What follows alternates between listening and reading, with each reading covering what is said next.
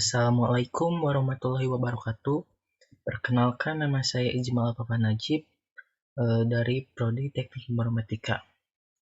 Kali ini saya akan menjelaskan beberapa komponen yang dibutuhkan untuk kebutuhan programming atau seorang programmer. Yang pertama, tentu saja RAM atau Random Access Memory. Di sini saya menyarankan untuk memakai RAM yang berukuran 8 GB. 8 GB ke atas. Kenapa? Karena seorang programmer itu biasanya membuka banyak aplikasi. Misal kita sedang ngoding, terus kita membuka web browser, terus kita membuka terminal atau aplikasi lain. Makanya kita minimal menggunakan RAM 8 GB. Dan tidak disarankan untuk menggunakan RAM di bawah 4 GB. Kenapa? Karena tadi seorang programmer itu biasanya membuka banyak aplikasi. Jadi untuk RAM 4 GB itu tidak disarankan dan akan membuat kinerja dari komputer itu jadi menurun atau lag gitu. Dan di sini ada RAM dari produk Corsair Vengeance 8 GB DDR4 PC 2400 MHz. Dan lebih baik lagi jika kita mempunyai budget lebih, maka lebih baik kita upgrade RAM dari 8 GB menjadi RAM 16 GB.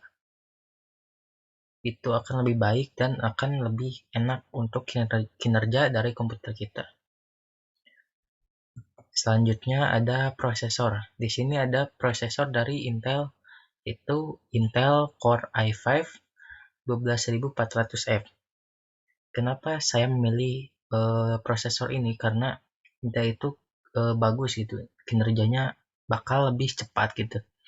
Dan minimal untuk seorang programmer yaitu menggunakan Intel i5 itu untuk minimal, dan tidak disarankan untuk menggunakan Intel i3 gitu. Dan jika kita mempunyai budget lebih, kita bisa membeli atau upgrade dari Intel i5 menjadi Intel i7 atau Intel i9. Itu lebih baik. Selanjutnya ada storage. Di sini saya menyarankan untuk menggunakan SSD, yaitu SSD NVMe 512 GB. Kenapa? Karena SSD itu salah satunya untuk mempercepat rendering atau loading. Biasanya kita bisa misal menyalin atau mengcopy file besar, lalu SSD ini akan lebih mempercepat proses kopinya gitu.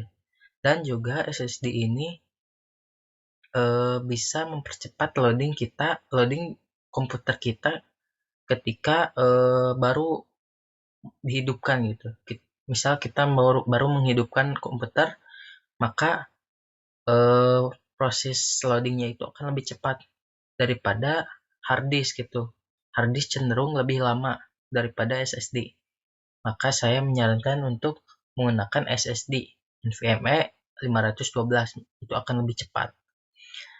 Dan jika lebih baik lagi, maka menggunakan SSD 1 TB itu lebih baik. Selanjutnya ada motherboard. Di sini ada motherboard dari Gigabyte GA Z68MA D2H B3. Kenapa saya menyarankan motherboard yang ini? Karena motherboard yang ini sudah support beberapa prosesor dari Intel, seperti Intel i3, Intel i5, dan Intel seterusnya gitu. Intel model seterusnya. Jadi lebih enak gitu. Selanjutnya ada PSU atau power supply. Di sini saya menyarankan untuk menggunakan power supply di atas 500 watt. Karena power supply ini kan memberikan daya listrik, memberikan listrik dan daya kepada komputer gitu. Jika komputer power supply-nya itu ya di bawah 500 watt, mungkin komputer komputernya itu bakal lebih susah gitu. Jadi saya menyarankan untuk 500 watt ke atas. Selanjutnya ada case. Untuk case masing-masing orang itu opsional, karena case juga tergantung kita gitu. Misal kita ingin case yang seperti ini ada RGB atau case yang biasa, itu terserah karena tidak mengaruh. Tapi case juga harus eh, menyesuaikan dengan motherboard yang kita beli. Jika motherboardnya ini kecil, dan maka case-nya juga harus menyesuaikan gitu.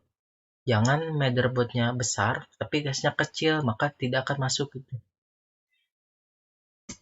Selanjutnya ada monitor. Di sini ada monitor dari Xiaomi. Saya menyarankan menggunakan monitor minimal 24 inch, karena untuk seorang programmer kan harus tetap di depan layar gitu. Jadi biar gak pusing liatnya. Dan disarankan untuk monitor yang sudah eh, support Full HD 1080. Jadi biar gak kotak-kotak gitu, biar enak gitu dilihatnya. Dan yang terakhir ada keyboard dan mouse. Seperti case tadi, keyboard dan mouse juga opsional. Jadi sesuai apa yang kita enak gitu. Jadi misal keyboard, ada beberapa orang yang suka keyboard yang berisik, dan ada beberapa orang yang suka keyboard yang gak berisik gitu. Sama juga mouse. Jadi keyboard dan mouse itu tergantung kita masing-masing. Dan cukup sekian yang bisa saya sampaikan. Mohon maaf jika ada kesalahan kata. Wassalamualaikum warahmatullahi wabarakatuh.